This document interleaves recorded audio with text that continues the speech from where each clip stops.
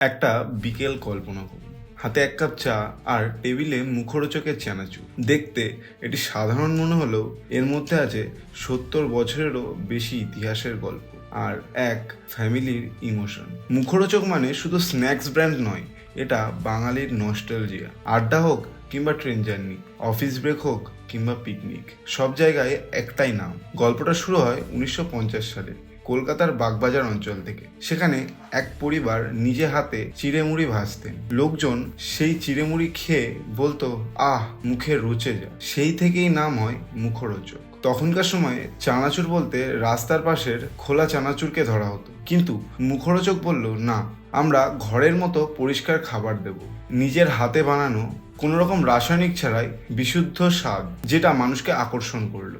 আর ধীরে ধীরে এক কাপ চা মুখরোচক ছাড়া হয় না, এই ট্যাগলাইনটা মার্কেটে ছড়িয়ে পড়লো। এই ব্র্যান্ডের পিছনে ছিলেন কলকাতার মুখার্জি পরিবার, যারা এখনো ছোট থেকে শুরু করে 3 প্রজন্ম নিজেরাই ব্যবসা চালায়।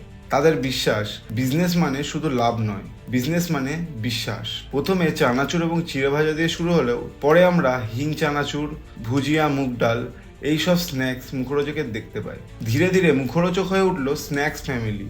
এখন তাদের প্রোডাক্ট 15টি দেশে ছড়িয়ে। যেখানেই বাঙালি সেখানেই মুখরোচক।